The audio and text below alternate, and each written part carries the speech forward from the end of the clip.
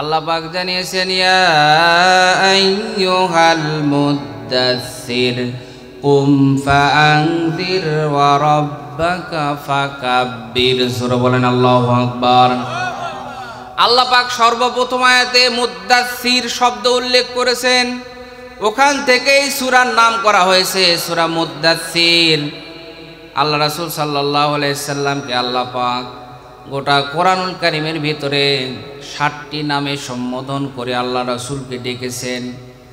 1 নম্বরে মুহাম্মদ, আহাম্মদ, আব্দুন বা আব্দুল্লাহ, তহা, ইয়াসিন, এরপরে মুজাম্মিল, আর একটা হচ্ছে মুদ্দাসসির।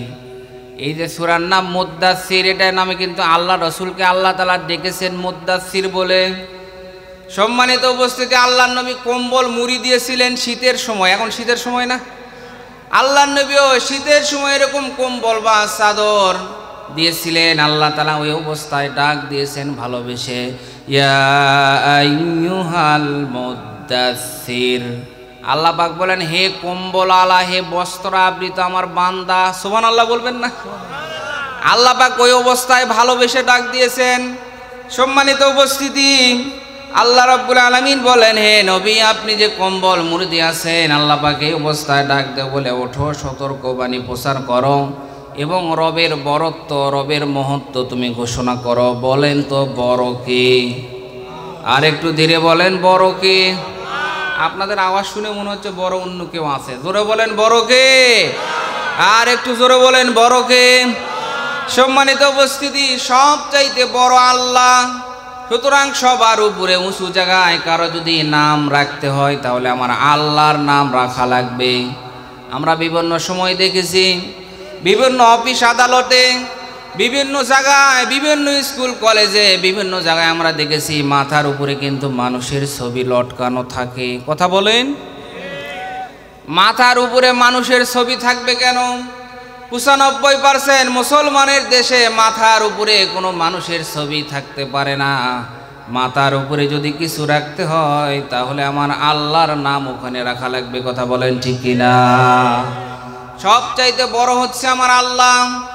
আল্লাহ পাক 38 নম্বর আয়াতে জানিয়েছেন, কুল্লু নাফসিম বিমা কাসাবাত রহিনা। আল্লাহ পাক বলেন, প্রত্যেক ব্যক্তি তার নিজ নিজ কৃত কর্মের দায়ে আবদ্ধ। আল্লাহ পাক বলেন, কিয়ামতের মাঠে প্রত্যেকে তার নিজ নিজ কৃত কর্মের বোঝা নিয়ে কিয়ামতের মাঠে আল্লাহ তাআলার কাছে উঠবে। যার বোঝা সে নিয়ে উঠবে। কারো বোঝা কাউকে আমার আল্লাহ চাপিয়েও দিবে না, আর কেউ কারো বোঝা কিন্তু কিয়ামতের মাঠে নিতেও চাইবে না। এমনকি আপন ভাই, আপন মা, আপন বাবা হোক না কেন, এরপরে কিন্তু তার পাপের বোঝা নিবে না। যার বোঝা নিয়ে কিয়ামতের মাঠে কিন্তু তাকে উঠা লাগবে। কি কথা কি আমার বুঝতেছেন? কিয়ামতের মাঠে আমার পাপের বোঝা নিয়ে এই মুরব্বি উঠবে নাকি? কাকে উঠা লাগবে? আমার পাপের বোঝা নিয়ে আমাকে উঠা লাগবে। আমি যে পাপ করেছি, অন্যায় করেছি, মানুষের উপরে জুলুম করেছি, নির্যাতন করেছি, নফসের উপরে জুলুম করেছি, এই পাপের বোঝা নিয়ে কিয়ামতের মাঠে কিন্তু আমাকে নিজেই ওঠা লাগবে। সম্মানিত উপস্থিতি, কোথায় জেনা করেছি, কোথায় গান বাজনা শোনার জন্য গিয়েছি, কোথায় মানুষকে মিথ্যা সাক্ষ্য দিয়ে, মিথ্যা মামলা দিয়ে হয়রানি করেছি। বলেন তো এ বাংলাদেশে এরকম হয় কি হয় না? আর একটু জোরে বলেন, কাকে আপনি হয়রানি করলেন, মিথ্যা মামলা দিলেন? আপনি দলের দোহাই দিয়ে একটা নিরপরাধ মানুষকে আপনি হয়রানি করলেন, জেল খাটালেন। এই বোঝা নিয়ে কিন্তু আপনাকে ওঠা লাগবে কিয়ামতের মাঠে। প্রত্যেকের বোঝা নিয়ে প্রত্যেককে নিজে নিজে ওঠা লাগবে। সম্মানিত উপস্থিতি, কেউ কারো বোঝা নেবে না। আল্লাহ রাব্বুল আলামিন বলেন, ইল্লা আসহাবাল ইয়ামিন। কিন্তু যারা ডানপন্থী হবে, একদল থাকে ডানপন্থী, আর একদল কোনপন্থী? যারা ডানপন্থী হবে তাদের কিয়ামতের মাঠে কোনো টেনশন থাকবে না।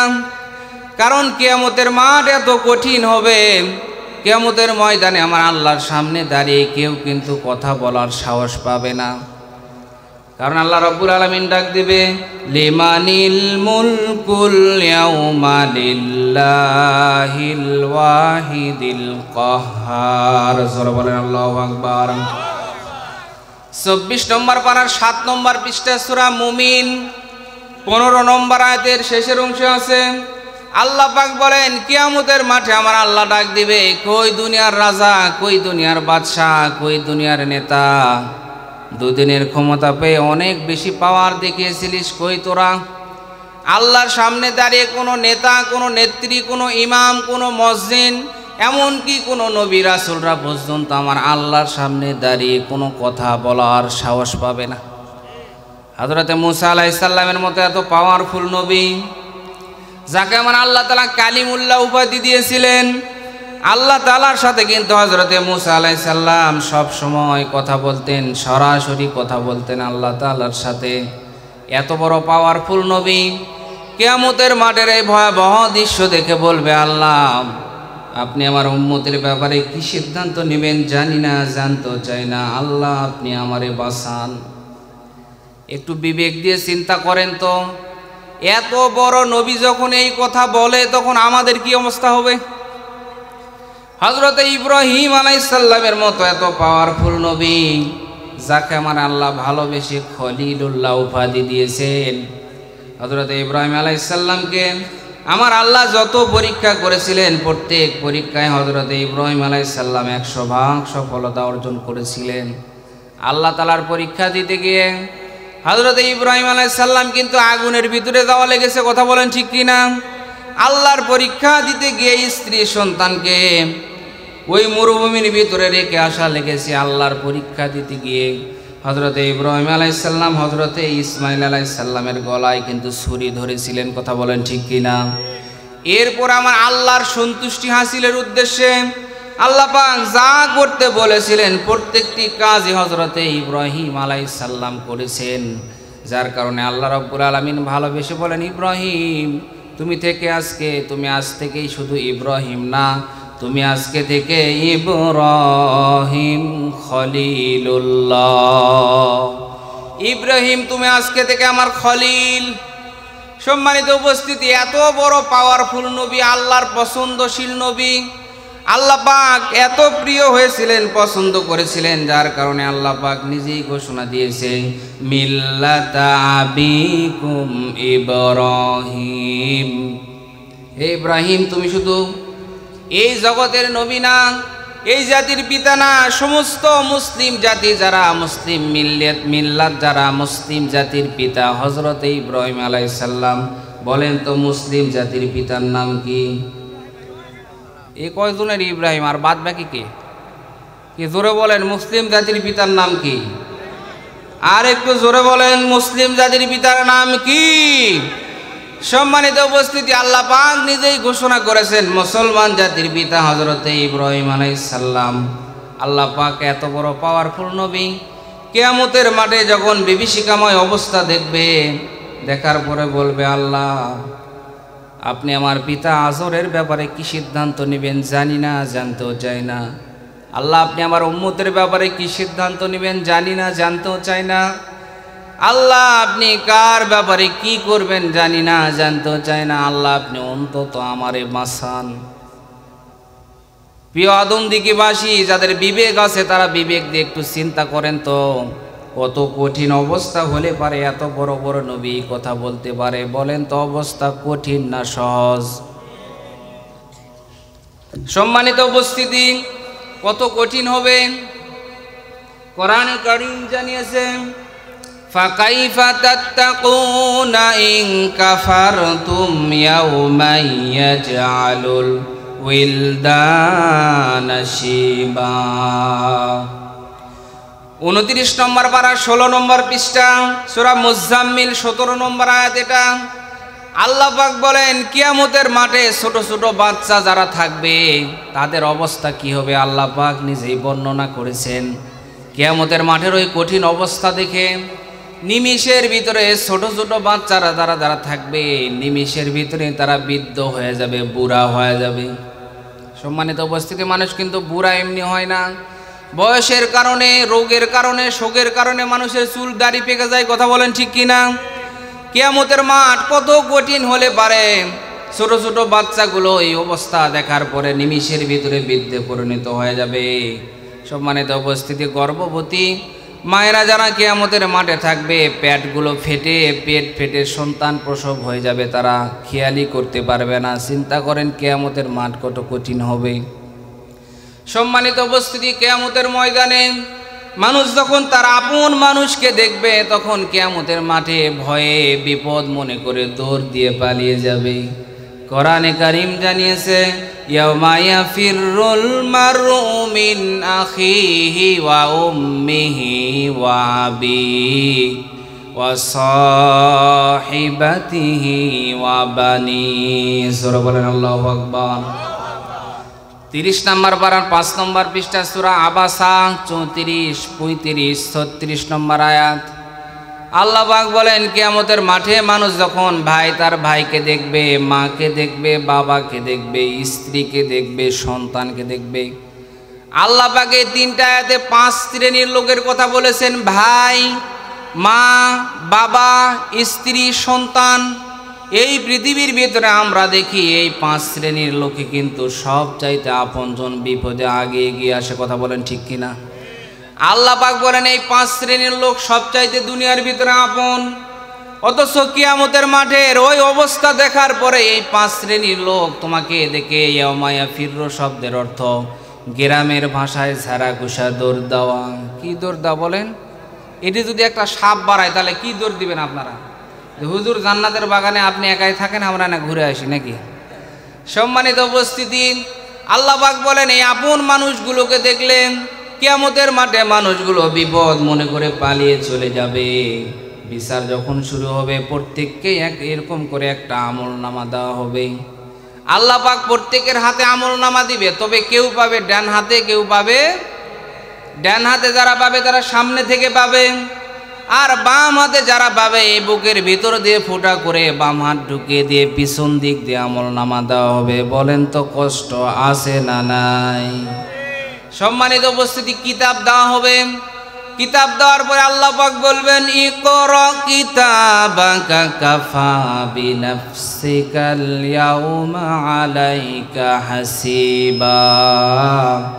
15 নম্বর পারা 2 নম্বর পৃষ্ঠা সূরা বানী ইসরাঈলের 14 নম্বর আয়াত। এটা আল্লাহ পাক বলবেন, বান্দা পড়। তবে কিতাবের ভাষা হবে আরবি। বলেন আমরা যারা আরবি পড়তে পারি না, তাহলে সেই কিতাব কেমনে পড়ব? বলেন তো আরবি শেখার দরকার আছে না নাই? আর একটু জোরে বলেন, আছে না নাই?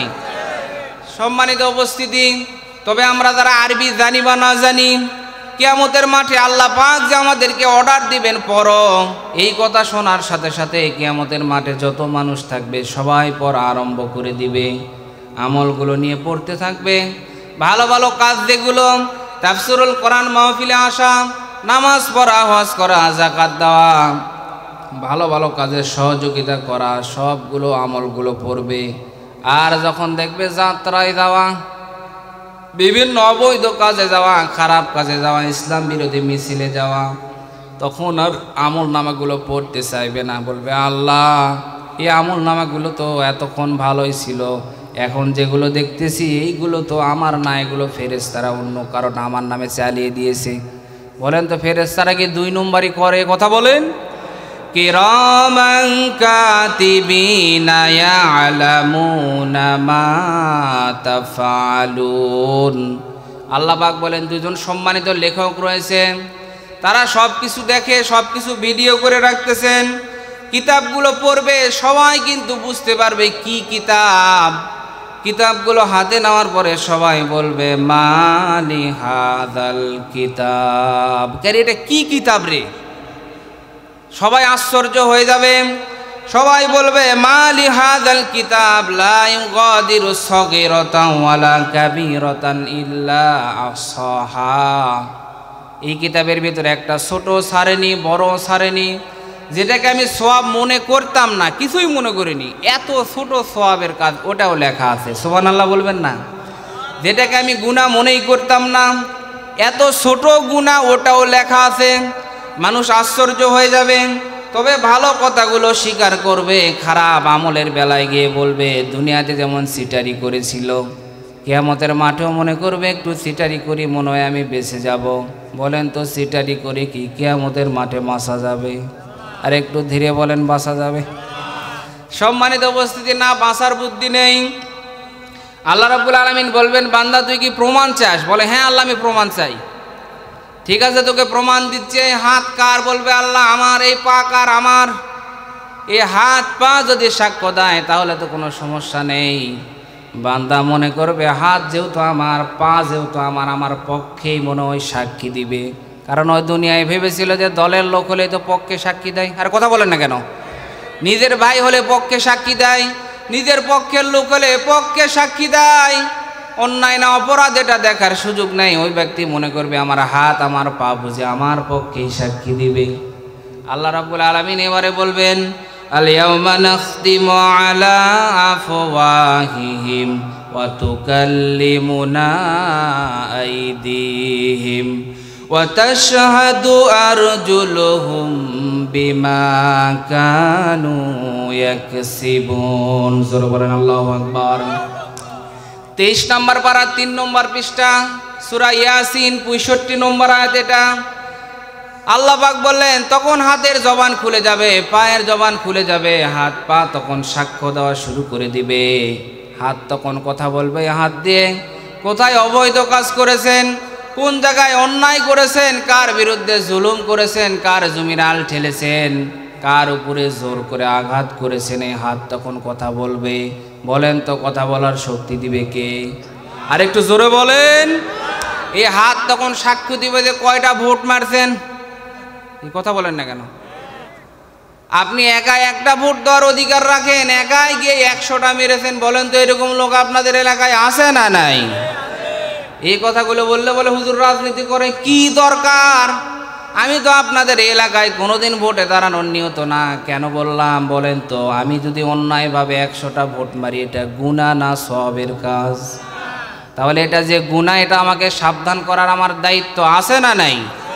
সম্মানিত উপস্থিতি, এখন আপনি গুনাহ করে ফেলেছেন। কিয়ামতের মাঠে হাত সাক্ষ্য দিবে, আল্লাহ এই ব্যক্তি গিয়ে 1 প্যাকেট জুলাপির আশায় 80টা মেরেছে, 100টা মেরেছে। একজন বলতেছে, হুজুর আমি একাই 55টা, এখন ভালো হয়ে যাব। ভালো হয়ে যাবেন মানে? বলে হুজুর একাই 55টা মেরেছে, এখন ভালো হয়ে যাব, আমি এখন ইসলামী দল করতে চাই। বললাম ঠিক আছে, ভালো কথা, আসবেন ফিরে আসবেন, ভালো কথা। তবে অপরাধ করেছেন যার কাছে, মাপ চাওয়া লাগবে তার কাছে। কারণ আপনি নামাজ পড়েননি, রোজা করেননি, হজ করেননি, নফসের উপরে জুলুম করেছেন। আল্লাহ তাআলা যে কোনো সময় মাপ চাইলে মাপ করতে পারে। কিন্তু আপনি কারো উপরে অন্যায় করেছেন, কারো হক আপনি মেরে খেয়েছেন, কারো জিনিস নিয়ে আপনি দেন নাই, কারো সম্পদ নিয়ে আপনি দেন নাই, কারো উপরে অন্যায় করেছেন, আর একজনের ভোট আপনি দিয়ে দিয়েছেন। এই গুনাহ আমার আল্লাহ মাফ করবেন না। যার ভোট আপনি দিয়েছেন তার কাছে মাপ চাওয়া লাগবে। কথা বলেন ঠিক কিনা? জোরে বলেন। এখন বলে হুজুর কার্ডটা দিছে, আমি বুঝবো কেমনি? বুদ্ধি বললাম, আপনি যেই কেন্দ্রে দিছেন ওই কেন্দ্রে একটা ভোটার লিস্ট বলেন আছে না নাই? ওই ভোটার লিস্ট নিয়ে প্রত্যেক ভোটারের বাড়িতে বাড়িতে গিয়ে আপনাকে মাপ চাওয়া লাগবে, না জানি আপনার ভোট দিয়ে দিছি। এখন বলে হুজুর প্রত্যেকের বাড়ি যাব, ভালো কথা, কিন্তু অনেক মানুষ তো মারাও গেছে, আবার অনেক মরা মানুষের ভোটও দিয়ে দিছি। কথা বলেন ঠিক কিনা? আছে না নাই বলেন? বলে তোমারটাও হয়ে গেছে, চাষিকে আসবা মানা করো, ওটাও হচ্ছে। কই চাষি আসবা মানা করো মানে ওটা হলো মানে ওটাও হয়ে গেছে, যাও। কই চাষি তো 5 বছর আগে মরে গেছে, কখন আসছিল আগে বলে না, দেখা করে কেন? কথা বলেন ঠিক কিনা? সম্মানিত উপস্থিতি, গুনাহকে গুনাহ স্বীকার করা লাগবে। এটা যদি নৌকায় সিল মারেন তাও গুনাহ, ধানের শীষে সিল যদি মারেন অন্যায়ভাবে 50টা, বলেন এটা গুনাহ না সওয়াবের কাজ? আপনি যদি জামাত ইসলামের দাড়ি পল্লায় মারেন, মনে করেন না ইসলামের পক্ষে 100টা সুযোগ পাইছি মারা দিই, বলেন এটা গুনাহ না সওয়াবের কাজ? গুনাহ সব জায়গায় গুনাহ। আমি বোঝাতে চাচ্ছি কোনো দলের পক্ষে বিপক্ষে বলিনি। আপনি যদি গুনাহ করে থাকেন, কিয়ামতের মাঠে আপনার হাত সাক্ষ্য দিবে, পা সাক্ষী দিবে কিয়ামতের মাঠে। সম্মানিত উপস্থিতি, যারা আমল নামা ডান হাতে পাবে, সংক্ষেপ করে দিলাম, আমল নামা যারা ডান হাতে পাবে তারা হাসতে হাসতে আল্লাহর জান্নাতে চলে যাবে, আর যারা বাম হাতে পাবে তারা জাহান্নামে চলে যাবে। তবে জান্নাত আর জাহান্নাম একবারে হবে পাশাপাশি। জান্নাত আর জাহান্নাম হবে, জান্নাতীরা জাহান্নামীদেরকে দেখতে পাবে, জাহান্নামী যারা থাকবে তারাও জান্নাতীদেরকে দেখতে পাবে, জান্নাতীরাও জাহান্নামীদেরকে দেখতে পাবে। কেন আমার আল্লাহ এইভাবে সৃষ্টি করেছেন, এইভাবে তৈরি করে রেখেছেন? কারণ জান্নাতের ভিতরে যারা থাকবে তারা যখন জাহান্নামের কষ্ট দেখবে তখন কিন্তু তাদের ভিতরে একটা অন্যরকম শান্তি অনুভূত হবে। তখন বলবে, আল্লাহ আমাকে তো ওই জাহান্নামে না দিয়ে এই শান্তির জায়গায় রেখেছেন, বলেন তো শান্তি বাড়বে না কমবে? জোরে বলেন। মনের ভিতরে কিন্তু একটু ভালো লাগবে, কি কষ্টে আছে আল্লাহ পাক তো ওই কষ্টে আমাকে রাখে নাই। আর জাহান্নামীরা জান্নাতীদেরকে দেখার পরে তাদের কষ্ট কিন্তু আরও বৃদ্ধি হতে থাকবে। এখন যদি আপনাদের কারো তৃষ্ণা লাগে আর যদি পানি না থাকে, তৃষ্ণা লাগছে পানি নাই, এটার এক কষ্ট, কিন্তু তৃষ্ণা লাগছে পানিও আছে, খালি দেখাচ্ছি দিচ্ছি না, বলেন এটার আর একটা কষ্ট আছে না নাই? তার মানে কিয়ামতের মাঠে জাহান্নামীরা জাহান্নামীরা জাহান্নামে চলে যাবে, জান্নাতীরা জান্নাতে চলে যাবে, একজন আর একজনকে দেখতে পাবে। জাহান্নামে থাকার পরে জান্নাতীদের নাজ নিয়ামতগুলো দেখবে আর তাদের কষ্টগুলো বাড়তে থাকবে। হঠাৎ করে জান্নাতগুলো হবে ফ্ল্যাট সিস্টেম। জান্নাতের ভিতরে বান্দা যা চাইবে মনের ভিতরে শুধু কল্পনা করবে, মুখ দিয়ে বলাও লাগবে না, সাথে সাথে আমার আল্লাহ উপস্থিত করে দিবে। সুবহানাল্লাহ বলবেন না? মনের ভিতরে খালি কল্পনা করছেন, খালি খাসির গোস্ত দেখবেন সাথে সাথে হাজির। সম্মানিত উপস্থিতি, দুনিয়ার ভিতরে তো অনেক পরিশ্রম করা লাগে, অর্থ আগে কামাই করেন, এরপরে খাসি খাইলে আপনি এই সময় যদি খাসির গোস্ত খাইতে চান টাকা থাকলেও কিন্তু পাবেন না। পাবেন নাকি? কোন জায়গা দবে আছে, কোন জায়গা তাতে সেই জায়গায় যাওয়া লাগবে। সম্মানিত উপস্থিতি, মনের ভিতরে শুধু কল্পনা হবে, তাই হয়ে যাবে। জান্নাতীরা জান্নাতের ভিতরে যা কল্পনা করবে আমার আল্লাহ রাব্বুল আলামিন তাই পূরণ করে দিবেন। জান্নাতীরা জান্নাতের ভিতরে একজন ব্যক্তি জান্নাতি হঠাৎ করে যদি কল্পনা করে, কই আমি তো একই জায়গায় ছিলাম, একই জায়গায় যখন আজান হতো তখন জোর পুকুরিয়া জামে মসজিদে গিয়ে নামাজ আদায় করতাম, ইসলাম প্রতিষ্ঠার কাজে একসাথে আন্দোলন করতাম, সমাজের ভালো ভালো কাজ করতাম, আমি তো ওই জান্নাতের ভিতরে আছি। আমার অমুক ভাই, মনে করেন আব্দুল্লাহ মাহমুদ ভাই কোথায় আছে, একটু দেখা হলে ভালো লাগতো। জান্নাতে ব্যক্তি মনের ভিতরে কল্পনা করবে, করার পরে জান্নাত থেকে বাইর হবে, হওয়ার পরে দেখবে যার কথা মনে মনে ভাবছিল ওই ব্যক্তি উপস্থিত। সুবহানাল্লাহ বলবেন না? দেখে কই, ভাই আমি তো তোমার কথাই ভাবির জন্য। কয় তাই? আমিও তো তোমার কথা চিন্তা করির জন্য। আসো, দুনিয়ার ভিতরে তো একসাথে অনেক গল্প করতাম, নামাজ পড়তাম, ভালো ভালো কাজ করতাম, সমাজ গড়ার চেষ্টা করতাম। আসো আমরা এই জান্নাতের উদ্যানে বসে, এই জান্নাতের বেলকুনিতে বসে আমরা গল্প করি।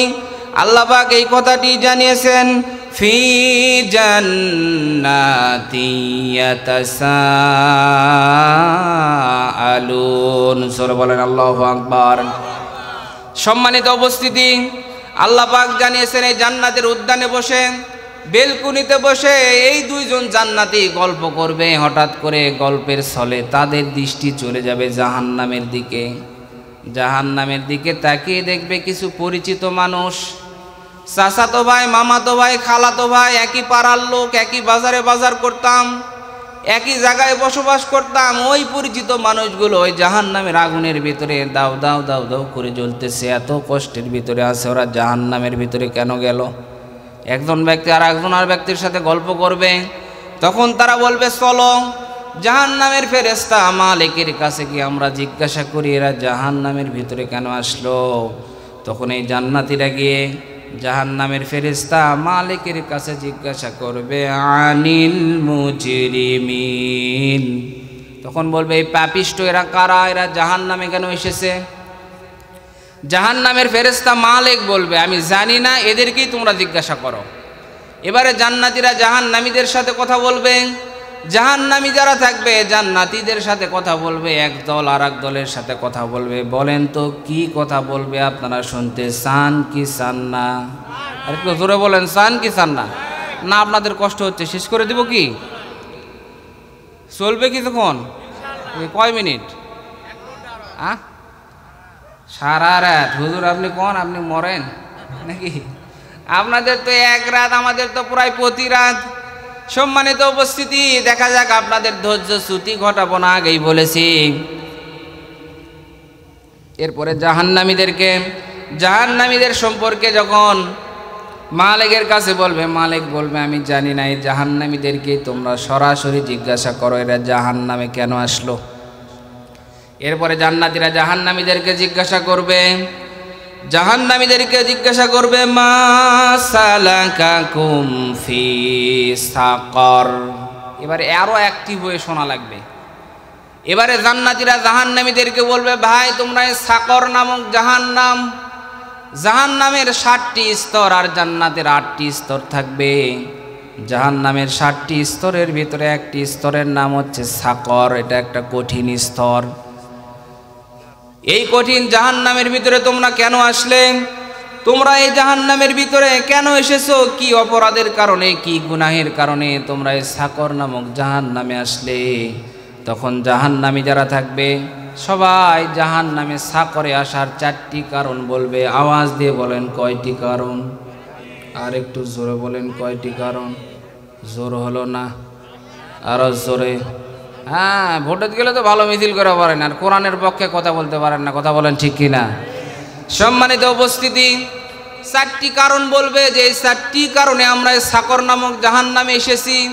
এখন এখানে আমরা যত মানুষ আছি, 4টি দোষ যদি আমাদের ভিতরে থাকে তাহলে আজকেই থেকে পরিবর্তন হওয়া লাগবে। হবেন তো ইনশাআল্লাহ? যদি মনে করেন যে সাকর নামক জাহান্নাম থেকে বাঁচতে চাই তাহলে পরিবর্তন হওয়া লাগবে। যদি মনে করেন না হুজুর যতই ওয়াজ করেন আমাকে সাকর নামক জাহান্নাম এরাই ভালো লাগিচ্ছে, ওরা দিয়ে যাবো আমি, তাহলে তো আমি আর কিছু করার নাই। বুঝতে পারছেন? 4টি কারণ বলবে। 1 নম্বরে জাহান্নামীরা জাহান্নামে যাওয়ার 1 নম্বর কারণ বলবে, ক্বালু লাম নাকু মিনাল মুসাল্লিন। 1 নম্বর কারণ বলবে, আমরা নামাজি ছিলাম না, আমরা নামাজ পড়তাম না। প্রিয় আদমদিঘিবাসী, বলেন তো এই কথা কি কোনো হিন্দু বলবে? বলেন, এই কথা কি কোনো খ্রিস্টান বলবে, কোনো বৌদ্ধ বলবে? তারা যে বলবে না, এর বাস্তব প্রমাণ দুনিয়ার ভিতরে এদের নামাজই ছিল না। এই কথা বলবে তারা যারা মুসলমান দাবি করার পরে আজান হতো বসে বসে মোবাইল টিপতো, আড্ডা দিত, হোস্টেলে গিবত করতো, আজান হতো নামাজে যেত না। এই নামধারী মুসলমান বলবে যে আমরা দুনিয়ায় নামাজ পড়তাম না। কথা বলেন ঠিক কিনা? সম্মানিত উপস্থিতি, তার মানে সাকর নামক জাহান্নামে কোনো হিন্দু যাবে না, কোনো বৌদ্ধ যাবে না, কোনো খ্রিস্টান যাবে না। সাকর নামক জাহান্নামে যাবে তারা যারা মুসলমান দাবি করার পরেও যারা নামাজ পড়ে না। বলেন তো নামাজ পড়ার দরকার আছে না নাই? আর একটু ধীরে বলেন, আছে না নাই? কয় ওয়াক্ত? না 7 দিনে একবার? শুকুর আলী, শুকুর আলী আপনার এলাকায় আছে না নাই? কোনোদিন পড়ে না, 7 দিনে একবার যায়, খালি ইমামের ভুল ধরে এই তাড়াতাড়ি শেষ করে না। শালা বাজারের দাম ধরিছে হুজুর, সারা বাড়ে না, মাইক প্যালের সার বাঁচায় না। কারণ হুজুরদের তো দোষের অভাব নাই। জোরে গলে কয় দাওয়াত পাচ্ছে, ধীরে গেলে কয় ওরে আল্লাহ কি খাওয়া খাসি, লড়াই বাড়তেছে না। কথা বলেন ঠিক কিনা? জোরে বলেন। সম্মানিত উপস্থিতি, শুধু শুকুর আলী হলে চলবে না, বা ঈদু মিয়া হলে চলবে না। খালি ঈদের নামাজ পড়ে অনেক মানুষ আছে, অন্য কোনো নামাজ পড়ে না। না, প্রত্যেক দিন 5 ওয়াক্ত নামাজ জামাতের সাথে পড়া লাগবে। যারা 5 ওয়াক্ত নামাজ জামাতের সাথে পড়বে না, নামাজ যারা পড়বে না মুসলমান দাবি করার পরেও তারা সাকর নামক জাহান্নামে যাবে। সম্মানিত উপস্থিতি, কিয়ামতের মাঠে আল্লাহ তাআলা যখন হিসাব শুরু করবে, সর্বপ্রথম যেই বিষয়ে আপনার থেকে হিসাব না হবে সেটা হচ্ছে নামাজের বিষয়ে। আল্লাহ তাআলা প্রশ্ন করবেন। নামাজের হিসাব যে সঠিকভাবে দিতে পারবে, অন্যান্য আমলের হিসাবও সে সঠিকভাবে দিতে পারবে। জোরে বলেন আল্লাহু আকবার। সম্মানিত উপস্থিতি, যারা নামাজ পড়ে না রবের সাথে তাদের কোনো সম্পর্ক থাকে না। কারণ নামাজের দ্বারা রবের সাথে সম্পর্ক হয়, আর নামাজ না পড়ার দ্বারা শয়তানের সাথে সম্পর্ক হয়। কোন কোন বর্ণনা এসেছে শয়তানও মাঝে মাঝে বেনামাজিকে দেখলে ভয় পায়, চিন্তা করে আল্লাহ আমি তো জীবনে একটা সেজদা দেইনি। কয়টা সেজদা বলেন? আর দিনের ভিতরে 17 রাকাত ফরজ নামাজ, সুন্নত ওয়াজিব বাদই দিলাম। 17 রাকাত ফরজ নামাজে প্রত্যেক রাকাতে 2টা করে সেজদা দেওয়া লাগে। তার মানে 17 রাকাত নামাজে 34 বার সেজদা দেওয়া লাগে। একজন মুসলমানের প্রত্যেক দিন 34 বার আমার আল্লাহকে সেজদা দেওয়া ফরজ। কতবার বলেন? আর একটু জোরে বলেন, কতবার? 34 বার সেজদা দেওয়া ফরজ। শয়তানও চিন্তা করে আল্লাহ আমি তো একবার না দিয়ে শয়তান হয়েছি, আর এই মুসলমান যাদেরকে তুমি এত ভালোবাসো, আশরাফুল মাখলুকাত বলে ঘোষণা দিলে মানুষদেরকে এরা দিনে 34 বার দেয় না। শয়তানও মাঝে মাঝে চিন্তা করে এই বেনামাজির কাছে থাকলে না জানে কখন আল্লাহ গজব নাজিল করে। শয়তানও বেনামাজিকে দেখলে ভয় পায়। সম্মানিত উপস্থিতি, এই জন্য নামাজ আদায় করা লাগবে রবের সন্তুষ্টির জন্য। কোরআনে কারীম জানিয়েছে ওয়াস্তাঈনু বিস-সাবরি ওয়াস-সালাম ওয়া ইন্নাহা লাকাবীরাতুন ইল্লা আলাল খাশিঈন। জোরে বলেন আল্লাহু আকবার। 1 নম্বর পারা 7 নম্বর পৃষ্ঠা সূরা বাকারা 45 নম্বর আয়াত। এটা আল্লাহ পাক বলেন তোমরা ধৈর্য এবং নামাজের মাধ্যমে আমি আল্লাহর কাছ থেকে সাহায্য চাও। তবে আল্লাহ পাক বলেন ওয়া ইন্নাহা লাকাবীরাতুন ইল্লা আলাল খাশিঈন। আল্লাহ পাক এর পরের অংশে নিজেই বলেন তবে এটা একটু কঠিন কাজ। আল্লাহ নিজেই বলতেছে ধৈর্য এবং নামাজের মাধ্যমে আল্লাহর কাছে সাহায্য চাও এটা কঠিন, তবে তাদের পক্ষে কঠিন না যাদের অন্তরের ভিতরে একজনার ভয় আছে। জোরে বলেন তো তিনার নাম কি? আর একটু জোরে বলেন তিনার নাম কি? যার দিলের ভিতরে আল্লাহর ভয় আছে ওই ব্যক্তির জন্য নামাজ আদায় করা কিন্তু কঠিন না। সম্মানিত উপস্থিতি, এই জন্য প্রতিদিন 5 ওয়াক্ত নামাজ রবকে খুশি করার জন্য কারা কারা আদায় করবেন? আল্লাহকে 2 হাত তুলে দেখান। লিল্লাহে তাকবীর, লিল্লাহে তাকবীর। আল্লাহ তুমি সকলকে কবুল করেন, সবাই বলেন আমিন। সম্মানিত উপস্থিতি, 2-1 কিন্তু উঠাইনি। চিন্তা করতেছে আল্লাহ এই উঠে যদি নামাজ না পড়ি কী হবে, কিন্তু ভালো কাজের নিয়ত করলে আল্লাহ একটা সওয়াব দেয়। সুবহানাল্লাহ বলবেন না? সম্মানিত উপস্থিতি, যারা ফজরের নামাজ নষ্ট করবে আল্লাহ পাক তাদের চেহারার উজ্জ্বলতা সৌন্দর্যকে আমার আল্লাহ নষ্ট করে দিবে। যদিও যত fair and lovely, fair and handsome যত কিছু মাখেন না কেন, দেখতে হয়তো ফর্সা হবেন, কিন্তু বেনামাজের লোক দেখতে কালো হলেও তার ভিতরে একটা নেককারের জ্যোতি থাকবে। আর নামাজ না পড়ে যতই ফেয়ার অ্যান্ড লাভলি মেকে সুন্দর হন, তাকালেই চোর চোর মনে হবে। কথা বলেন না কেন? জোরে বলেন। তাকালেই চোর চোর লাগবে, চোরটা চোরটা লাগবে। সুতরাং যারা ফজরের নামাজ নষ্ট করে দিবে আমার আল্লাহ তাআলা তাদের চেহারার উজ্জ্বলতা নষ্ট করে দিবে। যারা জোহরের নামাজ নষ্ট করবে, আদায় করবে না, আমার আল্লাহ তাআলা তাদের রিজিকের অভাব দিবেন। রিজিক মানে শুধু দুনিয়ার খাবার না, রিজিকের অনেকগুলো স্তর রয়েছে। সম্পদ, সুস্থতা, নেক সন্তান সবগুলোই রিজিকের অন্তর্ভুক্ত। যারা জোহরের নামাজ নষ্ট করবে তাদের সন্তান সন্ততি, রিজিক এগুলো আমার আল্লাহ তাআলা নষ্ট করে দিবেন। যারা আসরের নামাজ নষ্ট করবে আমার আল্লাহ তাআলা তাদের শরীরের শক্তি কেড়ে নেবেন। এটা শারীরিক শক্তি হতে পারে, মানসিক শক্তি হতে পারে, আবার এটা কিন্তু যৌন শক্তি হতে পারে। আর কথা বলেন না কেন? কারণ বলেন তো যৌন সমস্যা আছে না নেই? আমরা বলি আর না বলি, আছে তার বাস্তব প্রমাণে। হারবালের poster, Madras herbal, Calcutta herbal, এত মারা মারে, যদি এদের ব্যবসায় না হয় এতগুলো পোস্টার ছাপায় কোন টাকা দিয়ে? আর কথা বলেন। সম্মানিত উপস্থিতি, রসুলের হাদিস, যারা আসরের নামাজ নষ্ট করবে তাদের শারীরিক শক্তি কেড়ে না হবে। এটা শারীরিক শক্তি, যৌন শক্তি হতে পারে। যারা মাগরিবের নামাজ নষ্ট করবে তাদের সন্তান তাদের কোনো উপকারে আসবে না। আমরা এই পৃথিবীর ভিতরে অনেক মানুষকে দেখেছি তাদের সন্তান তাদের উপকারে আসেনি, একটা সন্তানই তাদের ধ্বংসের কারণ হয়েছে। বলেন তো এরকম সন্তান আছে না নাই? এক সন্তান বংশের সব সম্পদ শেষ, মা নির্দোষ সব শেষ করে দেয়। কথা বলেন ঠিক কিনা? সম্মানিত উপস্থিতি, যারা এশার নামাজ নষ্ট করবেন আল্লাহ পাক তাদের ঘুমের পরিতৃপ্তি নষ্ট করে দিবেন। অনেক কিছু আছে, অনেক সম্পদ আছে, কিন্তু ঘুমের ট্যাবলেট না খেয়ে ঘুম ধরে না, ট্যাবলেট খাওয়ার পরেও ঘুম ধরে না। আর যারা নামাজ আদায় করবে আমার আল্লাহ তাআলা তাদের ঘুমের ভিতরে একটা পরিতৃপ্তি নিয়ামত দান করবে। বলেন সুবহানাল্লাহ। সম্মানিত মা বোনেরা যারা আছেন, অনেক মা বোন আছে নামাজ আদায় করে না। তাদেরকে বললে বলে হুজুর কি নামাজ পড়বো, আমার স্বামী তো ভালো না। আমি ভালো না মানে? তোমার স্বামী কত খারাপ, আর ফেরাউনের চাইতে তো তোমার স্বামী খারাপ না। কথা বলেন। সম্মানিত উপস্থিতি, ফেরাউন যখন আসিয়াকে হাতের ভিতরে পায়ের ভিতরে পেরেক মেরে যখন মাথার উপরে গরম তেল ঢেলে দিচ্ছে, মাথার চুলগুলো উঠে চলে যাচ্ছে, চামড়া ঝুলে পড়ছে। এরপরে হযরতে আসিয়া আলাইহিস সালাম আমার আল্লাহকে ভুলে যায় না। ওই কঠিন অবস্থায় হযরতে আসিয়া মাথা নাড়িয়ে নাড়িয়ে ইশারার সাথে আমার আল্লাহকে সেজদা দিচ্ছে। জোরে বলেন আল্লাহু আকবার। সম্মানিত মা বোনেরা, এই জন্য নামাজ আদায় করা লাগবে। অনেক মা বোন দেখা যায় হাঁসের খাবার দিবে দেয়, মাগরিবে নামাজ পড়ে না। বলেন আছে না নাই?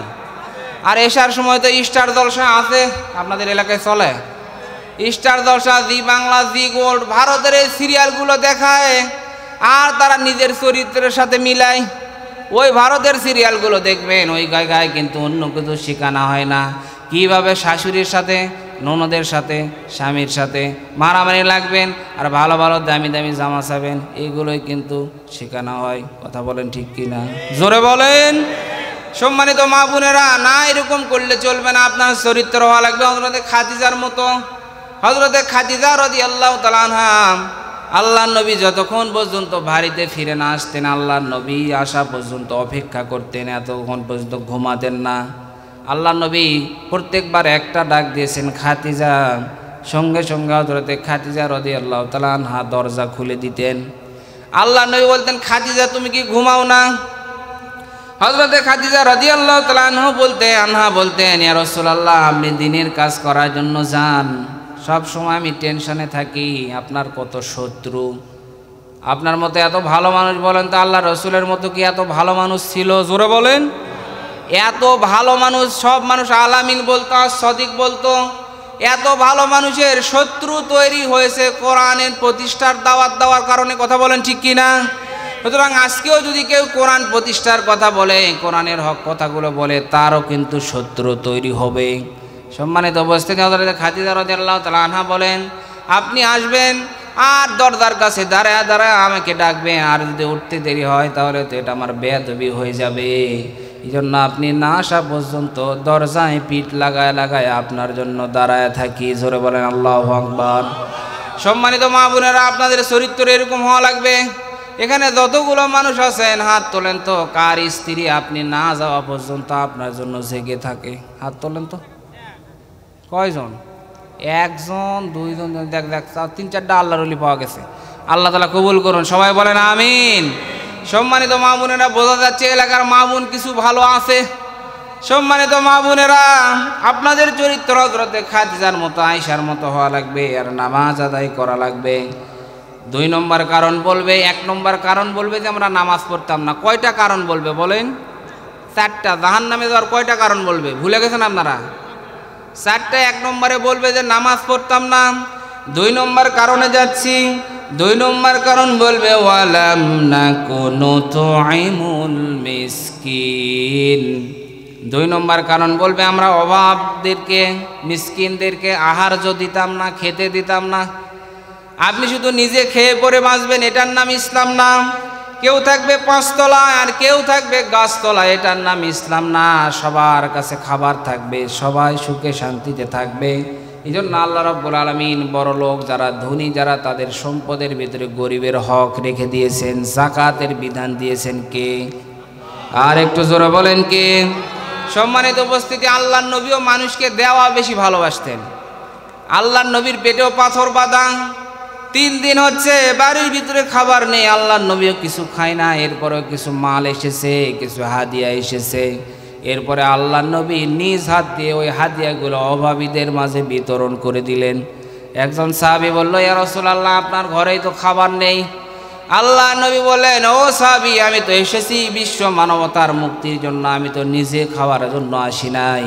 তার মানে রসুলের যারা উম্মত হবে তারা শুধু নিজে খাবে না, অভাবী যারা থাকবে তাদেরও একটু খোঁজখবর নেওয়ার দরকার। বলেন আছে না নাই? আর একটু জোরে বলেন আছে না নাই? সম্মানিত উপস্থিতি, দান করলে কিন্তু কমে না, দান করলে কমে না, বাড়ে। সম্মানিত উপস্থিতি, আল্লাহ নবীর কাছে একজন ভিক্ষুক গেল, যাওয়ার পরে বলে, ইয়া রাসূলুল্লাহ, কিছু দান করেন। আল্লাহ নবী দেখলেন আমার কাছে তো তেমন কিছু নেই, যাও তুমি হযরতে ওসমানের কাছে চলে যাও। আল্লাহ নবী হযরতে ওসমানের কাছে পাঠিয়ে দিলেন। ভিক্ষুক হযরতে ওসমানের কাছে চলে গেলেন। যাওয়ার পরে হযরতে ওসমান রাদিয়াল্লাহু তাআলা আনহু রোদের ভিতরে কিছু শস্য শুকাতে দিয়েছিলেন, অথবা কিছু মিঠাই শুকাতে দিয়েছিলেন। আর ওখান থেকে কিছু ছোট ছোট পিপিলিকা এসে ছোট ছোট শস্যের কোনাগুলো নিয়ে যাচ্ছে। আর হযরতে ওসমান রাদিয়াল্লাহু তাআলা আনহু বসে বসে ওই পিপিলিকার মুখ থেকে ওই ছোট ছোট দানাগুলো নিয়ে স্তূপে রাখতেছে।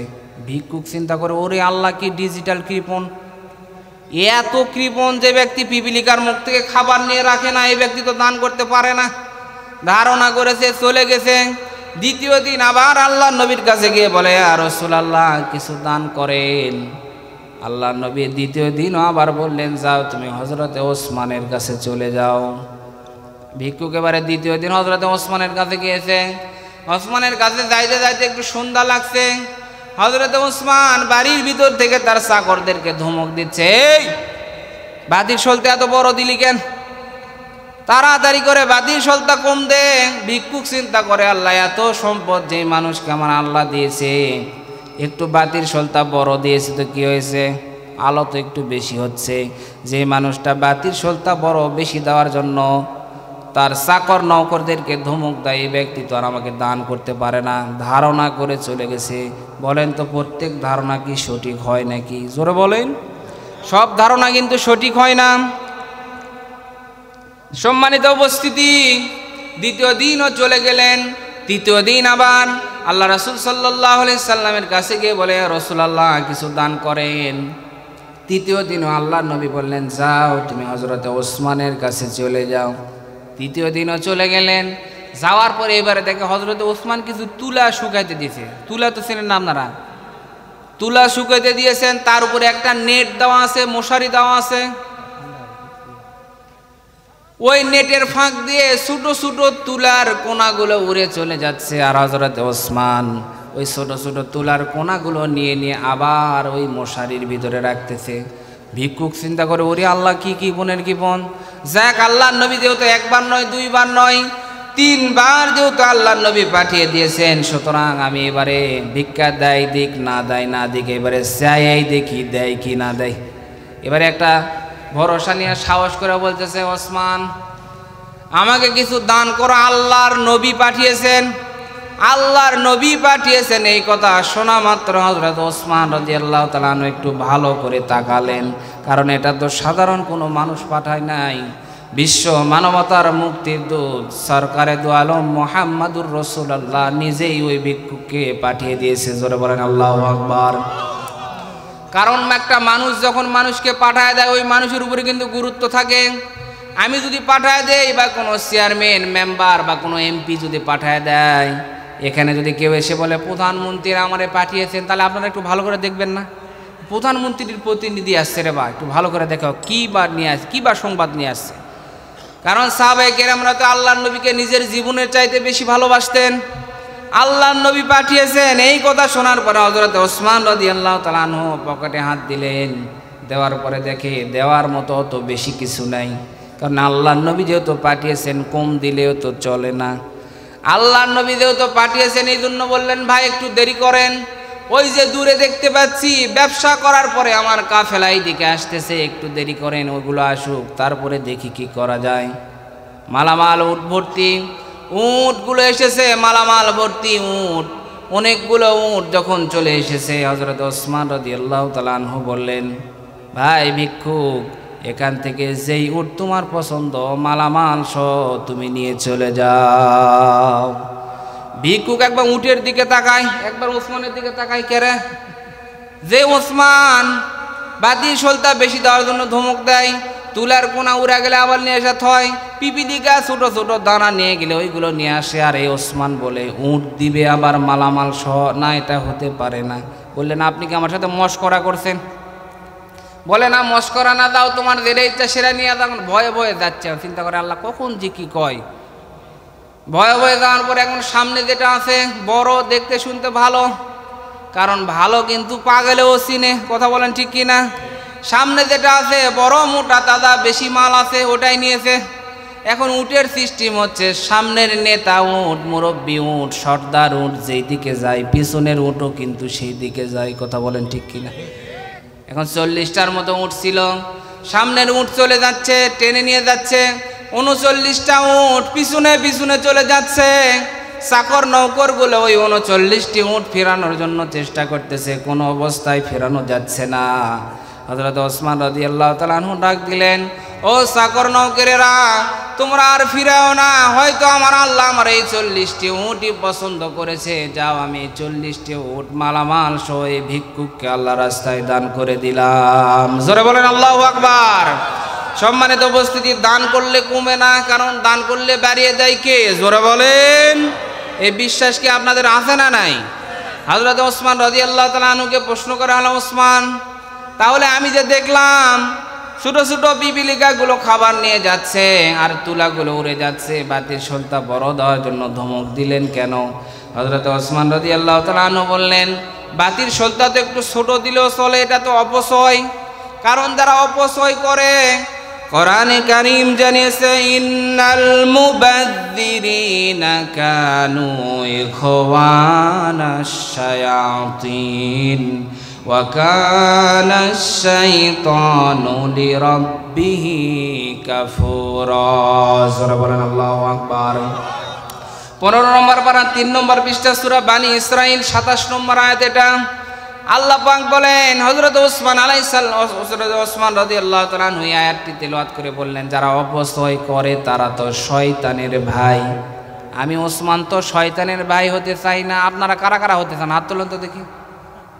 কেউ কি শয়তানের ভাই হতে চান আপনারা? কি বাদান শয়তানের ভাই হতে চান আপনি? না বুঝতে পারে, ঘুমোর থেকে উঠে কি হাত তুললেন নাকি? সম্মানিত উপস্থিতি, আমরা কেউ শয়তানের ভাই হতে। হযরত ওসমান বললেন, এই জন্য আমি বাতির সলতাটা কম দিতে বললাম। হযরত ওসমানকে বলা হলো, ওসমান, তাহলে তুমি যে পিপিলিকাগুলো ছোট ছোট শস্যের দানা নিয়ে যাচ্ছে, এটা তুমি কেন স্তূপ দানাগুলো নিয়ে আবার স্তূপে রাখতেছিলে? হযরত ওসমান রাদিয়াল্লাহু তাআলা আনহু বললেন, এগুলো আমার সম্পদ না, এগুলো রাষ্ট্রীয় সম্পদ। কি সম্পদ বলেন? এগুলো রাষ্ট্রীয় সম্পদ, আমার কাছে জমা রাখা হয়েছে। আমার কাছে কোনো রাষ্ট্রীয় সম্পদ জমা থাকা কালীন যদি একটা পিপিলিকাও নিয়ে চলে যায়, কিয়ামতের মাঠে আমাকে জবাব দেওয়া লাগবে। বলেন তো, এরকম নেতা আমাদের সমাজে আছে? ধরে বলেন, আছে? আছে মানে পিপিলিকা মানে যা বাজেট হয়, বাজেট আসার আগে সব উদাও হয়ে যায়। 50 লক্ষ টাকার বাজেট হলে উপরওয়ালা 25 লক্ষ খেয়ে ফেলে। উপরওয়ালা মানে আল্লাহ নাকি? হ্যাঁ, উপরওয়ালা মানে কে? যারা উপরে থাকে সইশিল করতে 25 লক্ষ শেষ, কন্ট্রাক্টর পর্যন্ত আসতে আরো 10 লক্ষ টাকা ঘুষ দিয়ে নিয়েছে। এরকম করতে করতে 50 লক্ষ টাকার কাজ কিন্তু রাস্তায় এসে 5 লক্ষ হয়। কথা বলেন ঠিক কিনা? জোরে বলেন। আমার এই বাংলাদেশ ছোট দেশ, অর্থনৈতিক অবস্থা খারাপ, এরপরে যত টাকা রাস্তার জন্য বা বিভিন্ন জায়গায় যত টাকা বাজেট হয়, এটা যদি সঠিকভাবে প্রয়োগ হতো তাহলে বাংলাদেশ এই 54 বছরে সিঙ্গাপুর হয়ে যেত। কথা বলেন ঠিক কিনা? যা বাজেট হয় খাইতে খাইতে সব শেষ। বিচার দিবেন কার কাছে? বাগানের মালিক বাগানের ভিতরে যাওয়ার পরে দেখে একজন ব্যাগলে আম চুরি করতেছে, একটা ছোট বাচ্চা। এখন দেখে, এই তাড়াতাড়ি নাম, তোর খবর আছে, আমি তোর বাপের কাছে নিয়ে যাবো। এই কথা শোনার পরে ছোট্ট বাচ্চা কান্না করা বাদ দিয়ে এখন হাসা আরম্ভ করছে। এখন চিন্তা করে, শালা কোন বেহায়া রে, বাপের কাছে লিয়ে যাবো, শোনা যায় না, ভয় পাওয়ার কথা। চিন্তা করে, আপনি আমার আব্বার কাছে লিয়ে যাবেন? হ্যাঁ, বলে আব্বার কাছে আর কি নিয়ে যাবেন? আমি তো ছোট গাছে ব্যাগ নিয়ে, ওই যে বড় গাছে তাকায় দেখেন আমার আব্বা বস্তা নিয়ে আম চুরি করতেছে। আরে কথা বলেন, আপনি কার কাছে বিচার দিতে যাবেন? মানুষ সঠিক বিচার যখন পাবে তখন এই বাংলার জমিনটা আল্লাহর কোরআন দিয়ে পরিচালিত হবে। কথা বলেন ঠিক কিনা? আরো জোরে বলেন ঠিক কিনা? সম্মানিত উপস্থিতি, হযরত ওসমানকে বলা হলো, ওসমান, তুমি যে এতগুলো দান করলে, তোমার কি লস মনে হলো না? তোমার কি একটু মন খারাপ হলো না? হযরত ওসমান রাদিয়াল্লাহু তাআলা আনহু কোরআনের আয়াত তেলাওয়াত করলেন। আয়াত তেলাওয়াত করে বললেন, মান জাআ বিল হাসানাতি ফালাহু আশরু আমসালিহা। জোরে বলেন আল্লাহু আকবার। 8 নম্বর পারা 9 নম্বর পৃষ্ঠা সূরা আনাম 160 নম্বর আয়াতের শুরুর অংশে আছে। আল্লাহ পাক বলেন, হযরত ওসমান বলেন, যদি কোনো বান্দা আল্লাহ তাআলার সন্তুষ্টির জন্য কোনো সৎ কাজ করে, ভালো কাজ করে, আমার আল্লাহ তাআলা কমপক্ষে 10 গুণ বাড়িয়ে দিবে। জোরে বলেন কয় গুণ? আরো জোরে, জোর হলো না। 10 গুণ বাড়িয়ে দিবে। হযরতে ওসমান বললেন, আমি আল্লাহর এই কথার প্রতি আমি ওসমানের বিশ্বাস আছে যে আমার আল্লাহ 10 গুণ বাড়িয়ে দিবে, এই জন্য আমি দিয়েছি আল্লাহর সাথে ব্যবসা করার জন্য। এই হযরতে ওসমানের মতো কাদের কাদের বিশ্বাস আছে? আল্লাহকে হাত তুলে দেখা।